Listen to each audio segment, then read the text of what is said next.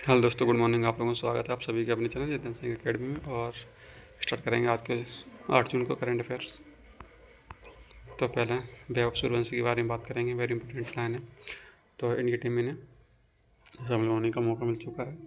बात करें आईपीएल के प्रदर्शन के बारे में, तो सब लोगों को पता ही है। 776 रन बनाकर ऑरेंज कप अपने नाम किया है इन्होंने, ठीक है। और एक शतक, 5 अर्धशतक जुड़े हुए हैं और 237.3 की विस्फोटक स्ट्राइक रेट है, बल्लेबाजी की है इन्होंने, ठीक है। और इनके बारे में बात करेंगे, यहाँ से देखें रिकॉर्ड के बारे में। जर्सी की नया, तो यहाँ बात कर रहे थे अपना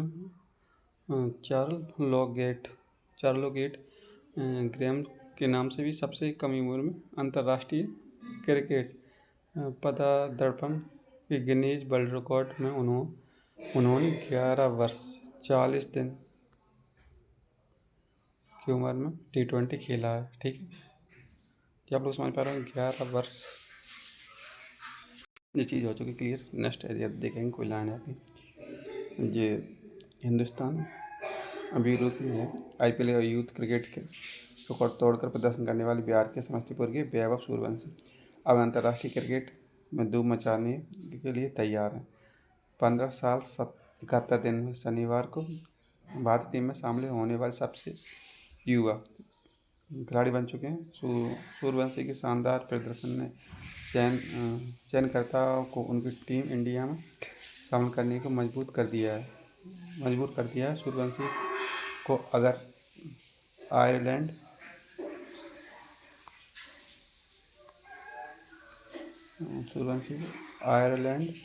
व इंग्लैंड के खिलाफ पदार्पण का मौका मिलता है तो वह 16 वर्ष से कम आयु में अंतर्राष्ट्रीय मैच खेलने वाले पहले भारतीय खिलाड़ी बन जाएंगे। ये वेरी इंपॉर्टेंट लाइन है यहाँ से, ठीक है। इसे नोट कर रहे हैं आप लोग। क्लियर हो चुकी लाइन। और ये यहाँ से बात करें थोड़ी, ये लाइन छूट रही है। ये भारतीय रिकॉर्ड वॉशिंगटन सुंदर 18 साल 80 दिन का नाम था, ठीक है। ओआई महिलाओं के सबसे कम उम्र में अंतर्राष्ट्रीय मैच खेलने वाले भारतीय शेफाली वर्मा है। 15 साल 239 दिन T20 के नाम से जाना जाता है, ठीक है। दोनों चीज़ें हो चुकी है अपने पुरुष और महिला के बारे में। चलिए आगे बात करेंगे अपनी। यहाँ देख लेंगे थोड़ी, एक क्वेश्चन है अपने करंट अफेयर का, सबसे इम्पोर्टेंट है। 100वीं रामसर साइट जोड़ी गई है, स्थल की बात कर ले रहे हैं तो जयपुर, खंडारण, पश्चिम बिहार और सोरा ताल, ठीक है। स्थान की बात कर लें तो बलिया, उत्तर प्रदेश। और आप लोग मैप में देख सकते हैं, आप लोग मैप में देख पाएंगे कहाँ पे है बलिया, उत्तर प्रदेश। बलिया उत्तर प्रदेश कहाँ है मैप में? बरेली।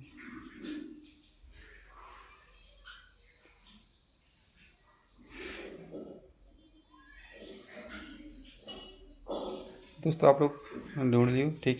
चलो हम बात करेंगे आगे। तो 100वां रामसर साइट बन चुका है। चलिए नेक्स्ट क्वेश्चन बात करें।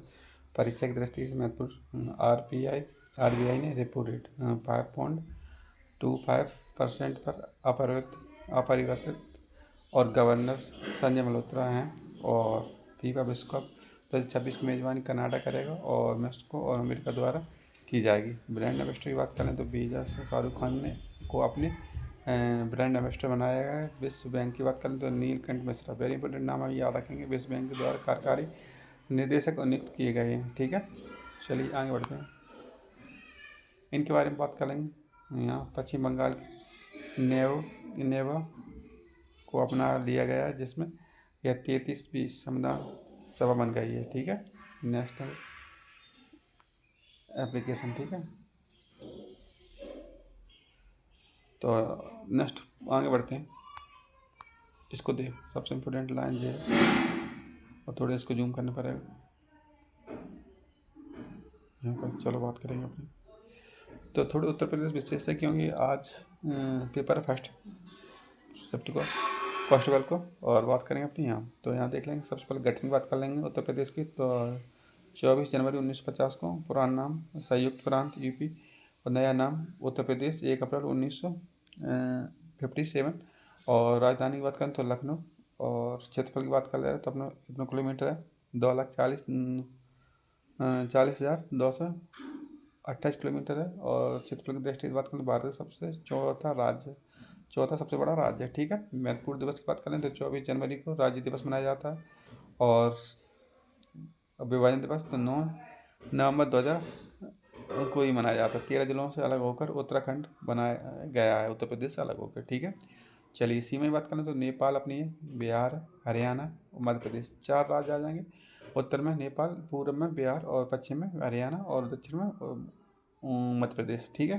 तो चलिए यहाँ देखेंगे, इस पॉइंट को देखेंगे। दूसरी यह सबसे अधिक सीमा मध्य प्रदेश से लगती है, सबसे कम सीमा हिमाचल प्रदेश से लगेगी और अंतर्राष्ट्रीय सीमा नेपाल से लगती है। ठीक है। तो चलिए नेक्स्ट बात करें सीमाओं से लगने वाले राज्य। तो 8 के राज्य हैं और 1 केंद्र शासित प्रदेश है। ठीक है। नेक्स्ट बात करें भाषा की बात करें तो उत्तर प्रदेश की भाषा मुख्य भाषा है हिंदी और दूसरी भाषा है उर्दू। ठीक है। 1989 में। क्लियर है। नेक्स्ट बात करेंगे अपने पॉइंट नंबर 5। तो राज्य पशु बारहसिंगा, राज्य पक्षी सारस, राज्य की पुष्प पलाश और वृक्ष अशोक और खेल हॉकी। ये सब चीज़ आप लोगों को क्लियर हो चुकी हैं। चलिए आगे बढ़ते हैं। तो अब आगे बात कर लें थोड़ी शासन व्यवस्था की। तो विधानमंडल है, द्विसदनीय है। विधानसभा की सीटें 403 सीटें और परिषद की 100 हैं। लोकसभा की 80 और राज्यसभा की 31 सीटें हैं। याद रखने का आप लोग यहाँ जा सकते हैं, विधानसभा परिषद। ठीक है। नेक्स्ट यहाँ न्यायालय की बात करें। उच्चतम न्यायालय इलाहाबाद और उच्चतम न्यायालय की स्थापना 7 मार्च 1887 में। ठीक है। अब महत्वपूर्ण महिला की बात करें तो सरोजिनी नायडू में प्रथम महिला राज्यपाल और प्रथम महिला मुख्यमंत्री सुचेता कृपलानी। ठीक है। तो ये चीज़ सब लोग उनको क्लियर हो चुकी है। नेक्स्ट यहाँ देखेंगे थोड़ी और इनके बारे में पढ़ेंगे।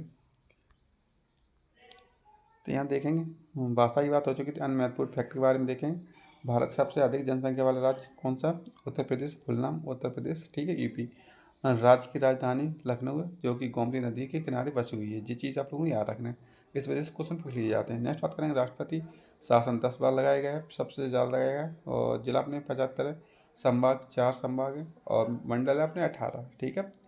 और क्वेश्चन नंबर 10 की बात करेंगे। क्वेश्चन नंबर 10 में आप लोग पढ़ पाएंगे यूपी में क्षेत्रफल की दृष्टि सबसे बड़ा जिला है लखीमपुर खीरी। और जनसंख्या की दृष्टि से अपने प्रयागराज। और क्षेत्रफल की दृष्टि से हापुड़। और जनसंख्या की दृष्टि सबसे छोटा जिला महोबा। क्लियर हो चुकी तीनों सब चीज़ें।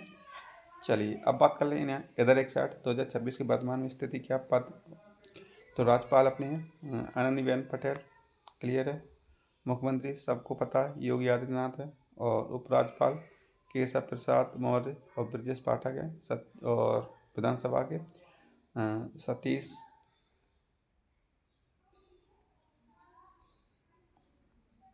तो यहाँ आप लोग देख पाएंगे मेरे साथ। तो शशि प्रकाश गोयल। और थोड़े और नाम आप लोग याद रखेंगे। राजीव कृष्ण जो कि पुलिस महानिदेशक DGP हैं। और अधिवक्ता की बात करें तो अजय कुमार मिश्रा। सब चीज़ क्लियर हो चुकी। नेक्स्ट जिस पॉइंट और छूट रहा है दोस्तों इधर की साइड, इसको देखेंगे। थोड़ा बनना रिवीजन है। राजधानी लखनऊ, राज्य के दिवस 24 जनवरी, पशु पक्षी सब चीज़ बात हो चुकी। तो इसमें कोई चीज़ ऐसी नहीं है जो बताने का हो। चलिए आगे बात करेंगे अपने। और थोड़ी जी आपको उनका है मेरी इमेज है बस थोड़ी मेरी परीक्षा के बारे में, तो आप लोग ज्वाइन कर सकते हैं मेरा टेलीग्राम चैनल। ठीक है। और डेली आप लोगों को PDF मिल जाएगी सेशन का डिस्कशन और डाउट सॉल्विंग हो जाएगा। इस तरीक़ा से क्यूज लगाए दिए तुम कभी कभी और सब चीज़ आप लोगों को मिल पाएंगे जी मेरे टेलीग्राम चैनल को। स्कैनर है। ठीक है। QR कोड है, स्कैन कोड है, आप लोग इसे स्कैन करके ज्वाइन कर सकते हैं डायरेक्ट। चलिए आगे बढ़ते हैं।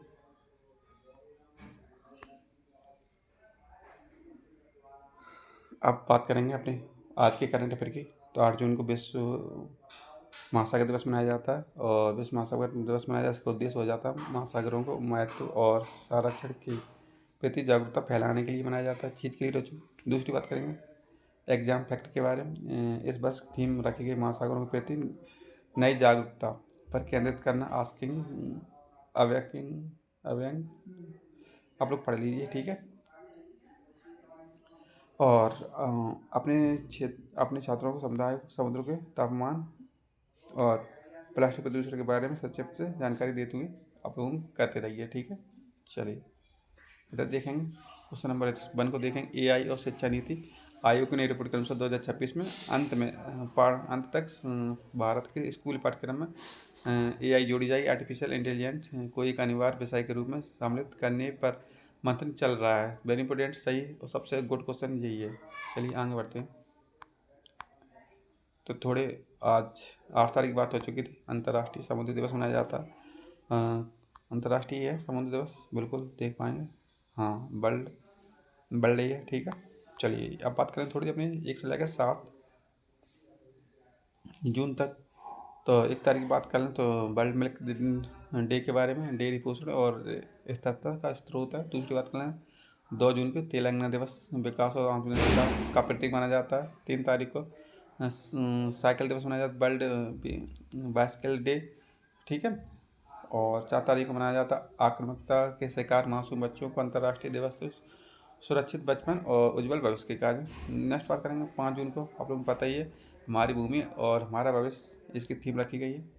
नेक्स्ट आप लोगों के साथ देखेंगे 7 तारीख को world food safety day, very important है, विश्व खाद्य सुरक्षा दिवस मनाया जाता है 7 जून को। तो सब चीज़ क्लियर हो चुकी है। 1 2 3 4 5 6 7 और 8 तक हमने आप लोगों को सभी दिवस के बारे में बता रखा है, थीम शायद। तो चलिए आगे बढ़ते हैं।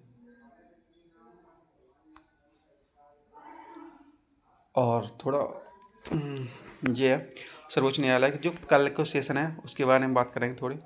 जो कल के सेशन में जो रह चुकी थी प्रक्रिया है अपनी, उनके बारे में देखेंगे। सर्वोच्च न्यायालय के न्यायाधीश को हटाने की प्रक्रिया है। तो सबसे बात करते हैं संवैधानिक प्रावधान है और अनुच्छेद भारतीय अनुच्छेद 124 में पर आधारित है, ठीक है। और सदित कदाचार और असमर्थता इनके तहत इन्हें हटाने की प्रक्रिया, ठीक है। प्रक्रिया के बारे में बात कर लें। यह प्रक्रिया न्यायाधीश के अधिनियम 1968 के तहत संचालित की जाती है, स्टेप बाय स्टेप, ठीक है। चलिए आगे बढ़ते हैं। क्वेश्चन नंबर 1 की बात करेंगे। आप थोड़े इनके जो फैक्ट उनके बारे में जरूर सीखने पड़ेगा, तभी समझ में आएगा। तो चरण की बात कर लें। प्रस्ताव संसद के किसी भी सदन में, लोकसभा हो या राज्यसभा में पेश किया जा सकता है, ठीक है। आप लोगों के लिए हो चुकी ये वाली बात। दूसरी बात आप लोग यहाँ समझ पाएंगे, समर्थन। लोकसभा में 100 सदस्य और राज्यसभा के 50 सदस्य का हस्ताक्षर आवश्यक हो जाता है। क्वेश्चन नंबर 4 की बात करेंगे। पीठासीन अधिकारी अध्यक्ष लोकसभा और सभापति राज्यसभा के 2 चीज़ें आप लोगों को पता चलेंगे। राज्यसभा के होते हैं सभापति और लोकसभा के होते हैं अध्यक्ष। वेरी इंपॉर्टेंट लाइन है। प्रस्ताव को स्वीकार और अस्वीकार कर सकते हैं, दोनों लोग कर सकते हैं, ठीक है। नेक्स्ट बात करेंगे क्वेश्चन नंबर 5 के देखेंगे। जहाँ समिति के स्वीकार होने पर 3 सदस्यीय समिति का गठन किया जाता है, जिसमें SC सुप्रीम कोर्ट के जज प्लस हाई कोर्ट के न्यायाधीश, एक अन्य न्यायाधीश न्याय विदित होना चाहिए, ठीक है। इस तरीका से जो जांच समिति होगी 3 सदस्यीय, उनके कार्य। क्वेश्चन नंबर को आगे पढ़ते हैं। क्वेश्चन नंबर देखेंगे 6। इसमें थोड़े विशेष बहुमत, दोनों सदनों के बीच विशेष बहुमत होना चाहिए। उपस्थिति और मतदान करने वालों का 2/3, जी आप लोग देख पा रहे 2/3 और सदन की कुल संख्या का 50% से पारित होना चाहिए, तब ये चीज़ है प्रक्रिया हटाने की। चलिए आगे बात कर लेते हैं क्वेश्चन नंबर 7 की। तो अंतिम चरण राष्ट्रपति के आदेश पर न्यायाधीशों को पद मुक्त किया जा सकता है। लास्ट में अपने जो राष्ट्रपति महोदय उनके साइन हो जाएंगे तो उस बिल को पास कर दिया जाएगा, जो चीज़ है उनको, ठीक है। आगे बढ़ते हैं। तो थोड़ी इसको और देखते हैं, वेरी इंपॉर्टेंट है, फैक्ट है इनके, जरूर हो जाता है। कोई चीज़ अगर पढ़ा रहे हैं तो फुल अच्छे तरीके से बताने का प्रयास किया जाएगा, क्योंकि मैं जब भी पढ़ाता था तो बहुत जरूरी हो जाता है। तो परीक्षा की दृष्टि से विशेष बहुमत का अर्थ होता है यह प्रक्रिया सामान्य बहुमत से पूरी नहीं हो सकती है। इतिहास की बात करें तो आज तक इतिहास में सुप्रीम कोर्ट के न्यायाधीशों को महाभियोग प्रक्रिया के पद से नहीं हटाया गया है, ऐसी कोई चीज़ नहीं आई है अभी तक। बस नेक्स्ट बात करेंगे न्याय की स्वतंत्रता। यह प्रक्रिया काफ़ी कठिन रखी गई है ताकि यह न्यायाधीशों को निष्पक्ष होकर अपना कार्य कर सके और उन पर राजनीतिक दबाव हो सके। ठीक है, चलिए आगे बात करते हैं।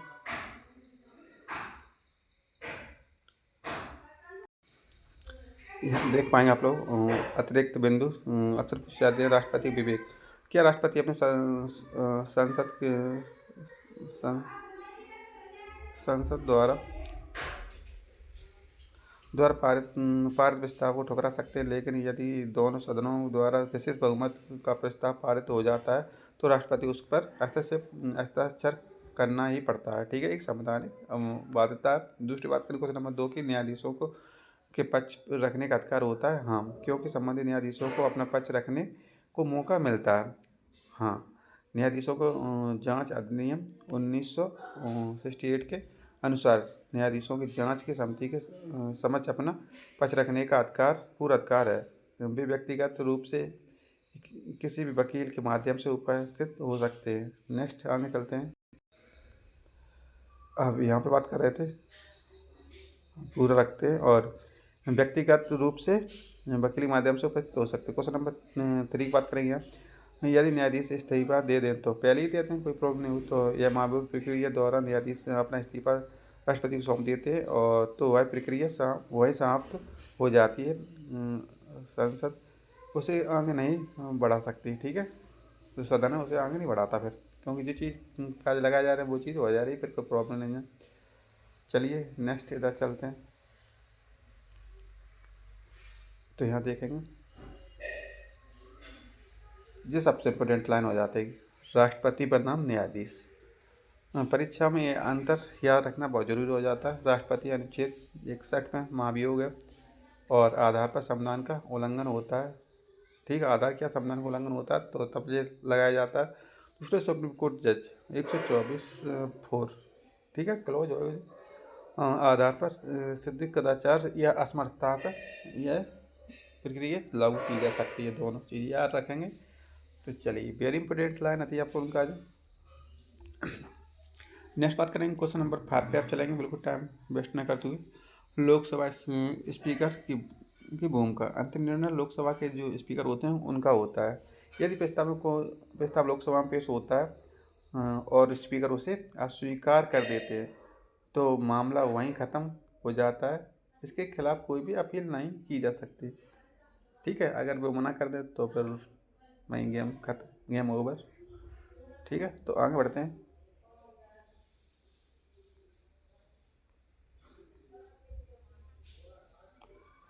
तो दोस्तों ये अपने मेरी इमेज है जब मैं कोचिंग करता था अपनी कोचिंग पर, तो वहाँ की इमेज थे।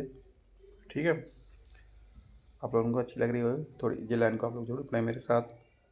विद्यार्थियों का छोटा संदेश है, विद्यार्थी जीवन सबसे बड़ी चुनौती हो जाती है। ठीक है, कल के लिए आज को त्यागना है। यदि आप आज अपनी किताबों और अपनी पढ़ाई और अपनी तैयारी को पूरी ईमानदारी से समय दे देते हैं, ठीक है, कोई काम नहीं करते, जो तुम्हारा काम है दिन में उसको छोड़ते हुए पूरा काम अपनी एजुकेशन में लगा दे रहे हैं तो परिणाम आपकी मेहनत का फल जरूर देगी। ठीक है, अपनी गति को कम ना अपनी गति को कम मत होने दीजिए, क्योंकि कछुआ भी अपनी निरंतरता से ही दौड़ जीतता है। ठीक है, थोड़ा प्रयास कीजिए, जैसे ऐसे इस तरीक़ा से पहले आप इस तरीक़ा चल रहा है, ऐसे ऐसे तेज चल रहे तो इतने इतने इतने चल सकते हो, मतलब चलते रहो कंटिन्यू, स्टॉप ना हो जाए, इस तरीक़ा रोको नहीं अपने आप को, तो चलने का ही प्रयास होना चाहिए। चलिए आगे देखते हैं, कोई और चीज़ आप लोगों को छूट रही हो तो वो भी बताने का प्रयास करेंगे और फिर क्लास अपनी एंड करेंगे। ठीक है, तो चलिए, तो आप लोगों को कैसी लग रही मेरी इमेज थोड़ी और देख लीजिए आप लोग जूम करके। ठीक है, जो मेरी पेन लगी हुई है। ठीक है, चले आगे बढ़ते हैं, बहुत होगी अपनी बात। और अच्छी अपनी लोवर है मेरी और टी शर्ट।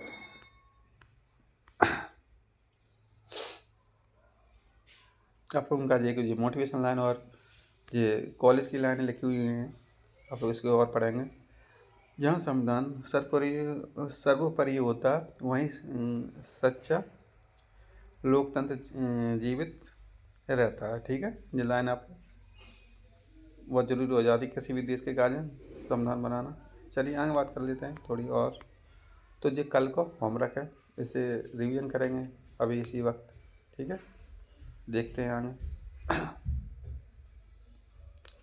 इसमें क्या है, भारतीय संविधान के यहाँ आप लोगों को जो लाइन छूट रही तो उसको ऐड करना है। भारतीय संविधान के विभाग 15 के अनुच्छेद 324 और 329 तक निर्वाचन आयोग का चुनाव प्रक्रिया संबंधित प्रावधान दिए गए और आपकी क्लास के लिए यह आसान क्रमता नीचे दिए गए हैं। ठीक है, क्योंकि आर्टिकल आप लोग यहाँ से पढ़ेंगे मेरे साथ, वेरी इंपॉर्टेंट आर्टिकल हो जाएंगे।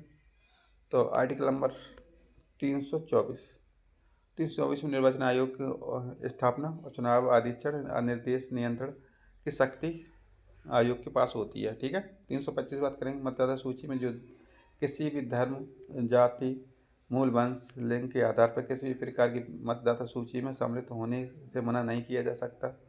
एक चीज़ क्लियर जो हो चुकी। दूसरी आर्टिकल नंबर 326 बस मताधिकार लोकसभा और विधानसभा के चुनाव में बस मताधिकार 18 वर्ष की आयु के आधार पर होगी। ये चीज़ क्लियर होनी चाहिए, वेरी इंपॉर्टेंट है। Article number 326। आर्टिकल नंबर 327 आप लोग जरूर देखेंगे मेरे साथ। 327 में कहा है संसद के किसी भी सदन में संसद के किसी चुनाव में संबंधित कानून बनाने की शक्ति प्रदान करता है। 337। नेक्स्ट बात करेंगे 328 में राज्य विधानमंडल की शक्ति राज्य विधानमंडल को अपने चुनावों के संबंध में नियम बनाने और शक्ति जब तक संसद कानून न बनाए। ठीक है, चलिए आगे बढ़ते हैं। क्वेश्चन नंबर आप लोग पढ़ेंगे तो 329 न्यायालय का हस्तक्षेप चुनावी मामलों में अदालत के हस्तक्षेप पर रोक लगाता है और परिसीमन और सीटों का बंटन आदि के मामले में। ठीक है, सुप्रीम कोर्ट नहीं जा सकते इस आर्टिकल के तहत। ठीक है, चलिए नेक्स्ट बात करेंगे अपने।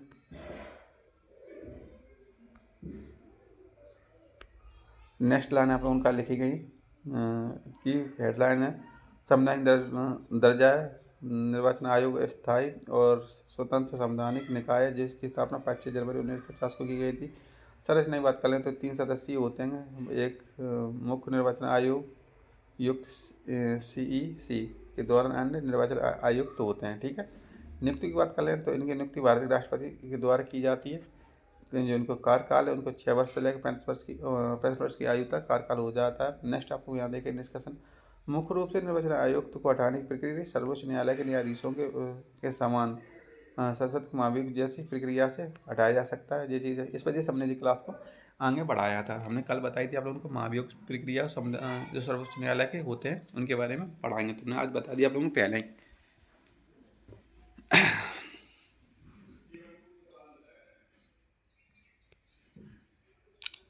तो चलिए इनके बारे में और देख ले रहे हैं। जो 3 प्रश्न वेरी इंपॉर्टेंट हो जाते हैं, यहाँ से पढ़ेंगे आप लोग। सवाल नंबर 1 है सर्वोच्च न्यायालय की निर्वाचन आयोग की स्थापना किस वर्ष की गई थी? 1950 में। क्वेश्चन नंबर 2 है मुख्य चुनाव आयुक्त उन पद से हटाया जा सकता है? उत्तर में संसद महाभियोग जैसी प्रक्रिया द्वारा। ठीक है, सवाल नंबर 3 है मतदाता सूची जो 21 से घटकर 18 वर्ष के संविधान संशोधन द्वारा तय की गई थी। तो 61वां संविधान संशोधन जी आपको याद रखेंगे। 61वां संविधान संशोधन 1988।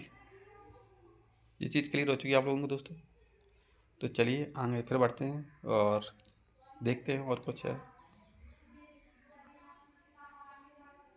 और अब आप लोगों का आज क्लास की एंडिंग का समय आता जा रहा है, तो यहाँ देखेंगे दोस्तों। आज की क्लास में बस यही समाप्त होती है। याद रखिए कि जीतना और हारना बात की बात है, जीतना और हारना बात की बात हो जाती, लेकिन आज आपने कुछ नया सीखा। जो चीज़ आपको पता है यहीं आपकी सबसे बड़ी जीत। और खुद पर विश्वास रखें और अपनी मेहनत जारी रखें। कल फिर मिलेंगे इसी ऊर्जा और नए सवालों के साथ। तब तक पढ़ते रहिए और आगे बढ़ते रहिए। तो सभी को जय हिंद, जय भारत और जय संविधान। ठीक है, सब चीज़ें हो चुकी हैं क्लियर। और जब उनका विशेष हमारी तरफ से दिल से थैंक यू आप लोग हमसे जुड़े इसके लिए। और प्लीज़ दोस्तों आप लोग लाइक शेयर सब्सक्राइब जरूर करवाएं चैनल को, ठीक है। तो आप लोगों को PDF मिल जाएगी तुरंत, जैसे आप लोग वीडियो देखेंगे और टेलीग्राम से ज्वाइन होंगे उस तरीक़े से आप लोगों को सेंड की मतलब वहीं पे मिल जाएगी PDF, ठीक है। तो कोई दिक्कत नहीं है जो हमने बताया आप लोगों को इसमें। तो चलिए क्लास को एंड करते हैं यहाँ पर, अपनी जो क्लास है तो यहाँ पर कर देते हैं। यहाँ की लाइन अपनी अच्छी लग रही है, ठीक है। तब तक के लिए जय हिंद।